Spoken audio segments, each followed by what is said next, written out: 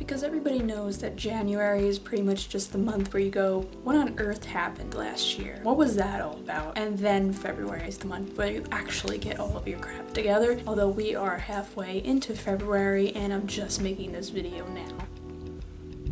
Hey everyone, welcome back to my channel. Today's video I wanted to do something positive because I feel like my channel has been an empty rut of disappointment lately. So I just wanted to reflect on some of the great things that happened in 2018 for moi. I want to see what you guys found really positive and uplifting about 2018 in the comments below, or you could hit me up on social media. I'm always down for that. I feel like sometimes people always reflect on the negatives that happened in a year, and we're always saying this was the worst year ever for every single year, but there are a lot of great and positive things that happen throughout the year that I feel like we all should reflect on and enjoy, because those are stepping stones to the beauty that is life. So without further ado, let's get on into this. So I figured I would start off with personal things, achievements that I made in 2018 that had very positive reflection on my life and have made me a more positive person. First thing that happened in 2018, I guess technically, since I received it in the mail, was I graduated college. Now I have my bachelor's, I don't have a master's. I don't know if I'm gonna get one. Stop asking me. Universe. But yeah, I got my bachelor's and I finished early. I finished in December of 2017, as a lot of you guys know, and then I received my diploma in January pretty much. So that was a very lovely thing to get. It just symbolized all of this stress and anguish that I went through all those 3.5 years, I guess you could say. It was really rough on my physical well-being as well as my mental well-being. I learned a lot about myself and who I was through college, and if anything, I recommend college just for anybody who feels like they need to learn a little bit more about themselves, not just learning in the classroom. I needed college, I wanted to go to college, and I learned a lot about myself. And if you're somebody that doesn't know if you actually want to go to college or if you need it, I would recommend just going at least for maybe a year or so just to learn more about yourself, because I don't know who I would be right now. Definitely not as wise, loosely held term for me there, but I definitely wouldn't be as wise or as mature if I hadn't gone to college. Even though I dealt with a lot of stupidity, and I still do in my day-to-day life, it definitely was a great moment for me to reflect on everything and become a better person. Going off of that, another great thing that happened because of college is that I was able to grab myself an internship. This internship was provided as like a, oh hey, you might be interested in this, from a professor that I worked with who was amazing, and I think that he's an amazing writer. I'll link him down below because I think that he's great, but I don't want to, draw too much attention to him just in case he's not comfortable with that. Although he seems like the type of guy that is a little bit like, but he is really amazing. Anyway, he was like, hey, like my agent is a part of this agency, obviously, and they are looking for interns. So for the spring, I applied and I received that internship. Then that went into fruition around January 16th, I think. And I did that for 6 long months. And yeah, it was just an amazing experience. I learned so much. I saw so many works from really amazing people and talented people. And I also saw so many writers that I see on Twitter all the time who are always appreciated in the media, and they were represented by agents at the place that I was interning with, and it was just an amazing experience. And it was also really positive to be able to go to the city, New York City, to pursue this, because it was just a great learning experience just for me navigating, and also just the positive experience of being in a bustling city that was so focused on goals and doing the most. It was just a really positive experience for me, and I wouldn't have traded that for the world. It was a little bit frustrating at times, especially with commuting and funds, but yeah, it was a really positive experience overall, and I'm so grateful for it. And I read a lot of amazing stuff out of it, and I was able to gear my mind towards reading and being a comprehensive reader, which is always something that I've struggled with because I do have a little bit of an attention deficit that is very new in my life. I never knew that I had this until college, pretty much. But yeah, so it was just really nice to read all the time and just participate in something that was bigger than just me. me. Yeah, so that was just an awesome thing, and it gave a lot of experience under my belt. Another great thing that happened, I think also in January, is that I got my license. I have always been afraid of driving, and something that I've been afraid of even before the concept of driving entered my sphere of reference. I was always just afraid to get behind the wheel, and contemplating being in a position of power, I guess you could say, where I could potentially inflict harm upon others has always been a really big thing for me. I've always struggled with that in any facet of life, but being in a motorized vehicle is even more intense. My depth perception is really off, and I really don't understand things, and I'm really bad with directions too. So there just were a lot of facets to this that prevented me from ever getting my license. I had actually gone through an entire driver's ed course when I was 16. I did that, and it pretty much was just null and void by the time I turned 18 anyway, so I completely missed my opportunity to even do that because I just delayed it so much. And people who were younger than me that took the class with me like had their licenses, but I never really needed it. I never wanted it, my license I mean, so it just wasn't a priority for me until of course I got to college, and things are not very close. You kind of need a car to do anything around here in upstate New York. You guys know what I mean. I just don't want to piss off the people that are from Syracuse that are going to miss me and my family. But yeah, so it was really tough when I first got up here because I was like, oh god, if I'm gonna actually be here, especially in a relationship, you know, with someone who's from here and despises Long Island, you know, I'm gonna have to figure out a way to live up. So it was necessary for me. And the person that really drove me to do this was my boyfriend, and I thank him every day for just giving me that opportunity. He signed me up for a driver's course that would give me a refresher for about an hour and a half and then drive me right to the test. I would take the test in the car that we drove in together, and then I would hopefully pass it, and then he would drive me back home. And my instructor was lovely. He was very calm, polite, and he understood my anxieties, my fears, and he was very patient with me. And when we actually got to the test, the instructor was a batshit crazy, evil, mean piece of shit. Douche Canoe Dickbag McGee, and I hated him and he hated me, but that was okay because I passed. I almost killed us, which you think would take off a lot more points, but New York. But yeah, I got my license and I now have a car. I'm underneath the same insurance as my boyfriend. He pretty much takes care of everything. He fixes the brakes, the check engine light, everything like that. I just drive it and I drive it to work, and that's fine. That's all I need to do. Mickey D's run, maybe some groceries here and there, but other than that, I just leave it in the parking lot and I see it the next day. Now, I don't think anything else happened to me in January, but that was like a really formative month for me. It hit a lot of milestones for me all at once, so I was really looking forward to the rest of the year and what it would bring for me. It was definitely a great month for me overall. And then when we got into February, me and my boyfriend moved into our apartment together, which is what you're seeing now. By the way, You guys like the white wall again? I bet you don't, but it's better than being in front of a television, so we're working on it, you know, it's a work in progress. So we got this apartment. I even have a vlog from last year that, you know, shows you guys what the whole setup is. I want to do an updated one because we have changed a lot of things in here. Everything looks a lot more put together, I guess you could say. But yeah, this apartment has been amazing, and now it's almost exactly a year since we moved in, and it's been really great. We're in here, we're having a good time, and I've definitely learned a lot of lessons throughout last year and the beginning of this year about what it takes to maintain an apartment. Also, just maintain a space with someone you love. It requires a lot of compromise and a lot of fights. Not serious, but just things that you didn't think you need to tell another person to do to upkeep a place. But it's a learning experience, and I feel really grateful that I get to share that with my boyfriend, and it feels nice to have a space where I can just be myself and not have to worry about anything and just make it my own and not have any rules or regulations on how to maintain it besides the ones that I set in place myself, which could be both great and also harmful and hurtful in a lot of ways. So trying to get a schedule on cleanliness and overall just creating a very neat environment for myself, but that will come. I'm still young. This is my apartment and I love it, and if I take care of it, it'll take care of me. So a couple of months went by of not amazing things happening.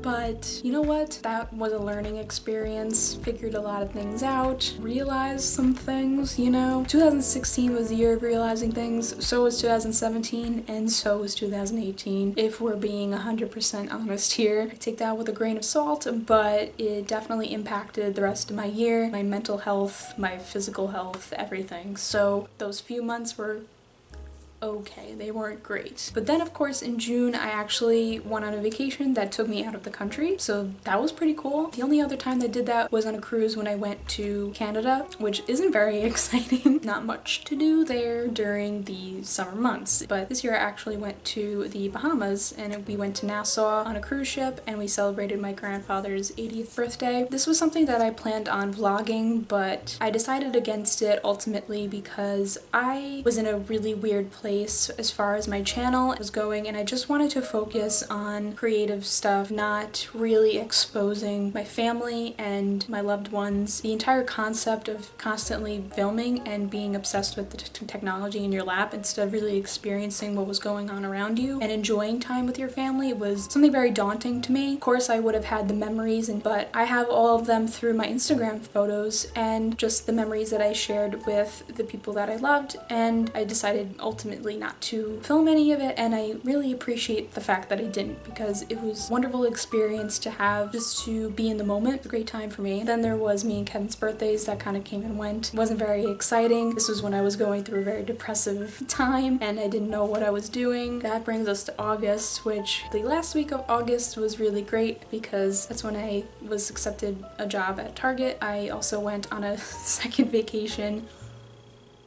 So I went on vacation to Block Island, and that was another beautiful experience that I didn't film. This one I wish that I had, but at the same time we didn't do anything incredibly exciting. It was more just like a relaxation time for me, my subconscious, spending time with Kevin, who I love. Didn't film that. I might regret it for the rest of my life, but at the same time it was a really lovely experience and I had a great time. So that brings us to the last couple of months where I have spent working pretty much. In July, right before my birthday, I hit 100 subscribers, and that was an amazing moment for me. Hopefully we will surpass those soon. That brings us to the end of the year. There are things that didn't happen to me personally that I just got into that really helped me during some rough times. I will start off with some YouTube channels that I got into. I got into Stephanie Sue, who is a mukbang YouTube channel. I never thought that I would ever be the type of person to get into that, but mukbang YouTubers kind of took me away from the craziness that was the beauty community throughout the entirety of 2018, and watching her videos and seeing her talk about just her life, her personal stories, and share those moments with her fiance, and also more recently getting into like true crime and weird conspiracy theories and things like that has really been a nice takeaway for me because humanity is just very food-based, so it's so nice to, you know, be able to eat a meal or even just do my makeup over here and just have her going in the background just talking, and it just makes me feel like I'm not alone and it makes me feel really good, and I feel like I'm friends with her, but I never even commented on any of her videos and she has no idea that I exist, but it just felt like such a good thing for me to have, especially being at home alone for long periods of time. You know, I didn't have a car for a while. I was at home stuck here like cabin fever, just pretty much waiting for Kevin to come home from work, out of my mind. It was a great way to just calm down and get back to the surface level and have someone just talk, do things, and you could do things with them. It was just nice to find that channel and to actually be into it and not be grossed out. But to be honest, I don't really find mukbang and ASMR style eating to be that insufferable like a lot of people do for some reason. So Stephanie Sue as a YouTube channel really made me happy. And then I also got into the channel Dead Meat, which probably none of you know, but I got into a lot of horror movies over the last year. I was just really into it because I think that 2018 was just a great year for horror as a genre. I was just browsing around and I was able to find Dead Meat's channel where he basically does commentary on horror films, and it's very tongue-in-cheek, very campy and fun. He has an amazing editing style, and he also has a podcast that he does with his girlfriend where they just talk about horror and they're big film nerds. I don't know, it just was so refreshing. It was another one of those things where it's just something that I put on in the background and I felt like someone was there just trying to make me happy and entertained, and I just was able to watch like decades and decades and decades of horror films in like a day because of this platform that he has. You know what? It doesn't hurt that he's a cutie pie and he has good political opinions and he cares about women who were murdered in movies. You know, that's pretty good too. I didn't think that I would get too into it, but he actually like really resurged my fascination for horror and appreciation for it as a genre. I feel like I really resonate with horror as a genre, and it definitely helped me with reflecting on my own writing. I can't believe I forgot to mention this. I got published. Yeah, I got a short story published in an online literary journal in September. That was an amazing thing for me. I completely forgot about that. But yeah, that was really an awesome thing for me to happen. And even though it's very small, it was still a very big impact for me. And now I could officially say that I'm a published writer. And that's just an amazing thing to be able to say about myself. So I'm gonna keep on trying to do that this year and get some more stories out with a focus on psychosexual horror, which is something that once again was inspired from watching Dead Meat's channel. Not the dickbag men that just hate women. But like the good ones. And women who talk about horror too. That's pretty cool too. I think like the last channel that I want to talk about that made me happy was Eleanor Neale. She is a English YouTuber. My boyfriend hates her voice, but you know what? That's just how she talks. She can't help it. But she is a true crime / makeup channel. I got into her because she talked at length about true crime. You know, the true crime community on YouTube has always fascinated me, but also like deterred me because I feel like a lot of the thumbnails that they post are very disrespectful, and I feel like a lot of the times the women or men that talk about these crimes aren't really taking it very seriously. And I've noticed that even getting into Eleanor Neale and then being like, oh, let me watch this person, let me watch that person. I've noticed that I always gravitate more towards her because I feel like she is very level-headed, she speaks very clearly, she has her notes together, she has everything in order, and she is completely 100% professional about what she's discussing. And it just makes me more interested in the true crime that she is talking about and feeling empathetic about the victims. So I definitely highly recommend her if you are interested in long-form videos that discuss all the ins and outs of random cases that you may not have heard about. Because she's from the UK, she talks about a lot of things that normally people from the US wouldn't have heard about, and they're all very fascinating. She is a great breath of fresh air, and definitely, once again, was another thing that I could have on in the background while I cooked, while I did my makeup, while I did this, that, because she had long-form videos that I could just watch for the entire day, inform me of all these cases, and, you know, just felt like I had somebody in the room with me. It was a big theme for 2018 was being consumed by my own loneliness and then coming to terms with it. I'm trying to think if I should mention Hot Cheetos because they really got me through some shit in 2018. I will, however, mention television shows and movies and stuff. Vikings, which isn't that stupid, is a really great TV show that me and my boyfriend were watching. He had previously, I think, watched the first 3 seasons, and then he said, I think that you'll like this. So we started it back up again to refresh his memory and just get me into it. And oh my gosh, what a show. I didn't think that I would ever enjoy it as profusely as I do. I'm so into it, as you can see from my Instagram too. Like, it's just a prevalent thing for me. I really enjoyed it. I got really into Travis Fimmel as an actor, and he really, like, the hyperfixations, they jumped out, you know? Like, I really got into it, and it just, the entire show is just so well done, and it's just like easy to understand. You know, I hate watching historical shows. Game of Thrones, don't at me, I don't appreciate it, but things like that and other historical dramas, I can't get into it. Like war dramas, I just can't, because it's so technical and it's just so hard to understand and process, and there's just so many layers to everything that it takes me forever to understand. However, because of how like softly and subtly layered and how restricted still they are with like characters and things like that and time period, it just moves very, very gradually, and I'm able to completely digest everything. The script isn't overly complicated, which I love. If you have media that not a wide range of people can understand, then why are you creating it? I appreciate the fact that I know exactly what the hell is going on instead of having to sit there and trying to tie in like 18 different episodes that I don't remember in the least. I have 2 brain cells. How am I supposed to process things at lightning speed? You know what I mean? So it was just a really refreshing show where I could enjoy action, the combat, story, the dialogue, the characters without having everybody murdered in 2 seconds, first of all, but also without having the inflammatory script writing and have it be difficult to follow in a greater sense, you know? So really love that show, and it got me once again through some deep shit. I really fell in love with all the characters in it. Good stuff, you know? And I'm not a TV show girl. I'm not that girl, you know? I've never really been into TV shows because, once again, my 2 brain cells and I have very bad attention span, so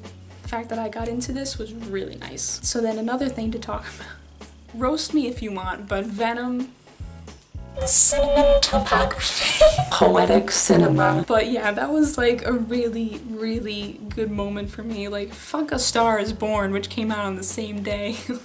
I'll choose Venom any day, you know? I don't know what it was, but of course Tom Hardy, who I had already appreciated as an actor to begin with, the reviews came out and they said how bad it was, and I was like, I'm so excited to see this. Why is it doing bad? And then like the subculture on Tumblr just kind of created this entire scene for me in my head of just positivity and homosexuality. It was just like such a cool, fun experience to go into and just see these two weirdos kind of emulate a rom-com in a lot of ways. It was just awesome, and I don't know, I was just like this the entire time in the theater and just bothering my boyfriend about it. And then we finally got it on digital, and I've just been watching it over and over and over again. My hyperfixation has not died down. It was just a great movie and I had a lot of fun with it. And that actually got me into what is now my hyperfixation for February 2019, which is Tom Hardy as an actor. And I've been trying to watch a lot of his stuff. He's just been like a very positive thing for me as well, because I don't know, I resonate with his story and how he throws himself into his roles. And you know, he loved Venom so much, and it's a shame that like all the people that worked on Venom all had different ideas of what they wanted to execute for this film, and it turned out the way that it did. And all of Tom Hardy's favorite scenes were cut out, and it's like, but I thought that it was really fun and I had a great time seeing it, and I really just enjoyed myself. I don't know, I had like an awakening, you know? It was just like a really good experience for me and really loved it, and I'm glad it came out. Yeah. And then, I guess to top everything off, this will be the last thing. The last thing is Icarus Falls from Zayn, his sophomore album. Oh my god. It was just something that we stans have been waiting for like 800 years, it felt like, and was completely muddled down by his record label and stuff. And you know, he just created a masterpiece, and I love the entire concept of it. You know, the early half is all about love and vulnerability and giving yourself off to someone you love and having a positive relationship with them. And then the latter half is just anger. And it really works. It was just like so easy to listen to, and every song is really good, more or less. But it's just such an amazing album. Beautiful body of work, his vocals, his lyrics, and he's just very unique as a person. But just everybody who he works with usually has a positive experience with him because of how much he is dedicated to creating sonically a unique piece and something that people have heard but not quite in the way that he's doing it. I don't care if he's a flop. I don't give a shit about any of that. He is not a flop in my heart. Creatively, he has sparked complete just craziness in me. I have just so many ideas for makeup looks because of that. I'm looking forward to seeing what I create with all these songs that I love so much. So yeah, I think that's it. Hope I'm not forgetting anything significant, like baby being born or something. Not my baby, that's for sure. But that is what made me happy in 2018. If this made you guys happy, then give it a thumbs up. Also, let me know some things that happened to you in 2018 that you were really proud of. I would love to hear that. This video might flop again and I get 0 comments, but you know what? We're not gonna be focused on that. So, but yeah, that's my positivity, and we're trying to grab that positivity and put it out into 2019, and hopefully I can spread good karma. Don't be worried if you have bad days, we all have them. You could always shake that and just thrive off of making positive changes to a better life. We can all do it. Alright guys, that is it for this video. Subscribe to my channel if you haven't already. I put out videos every Thursday. Follow me on all my social media. That will be at the end of this video and also linked down below. That is it for this video. Thank you guys so much for watching, and I'll see you guys in the next one.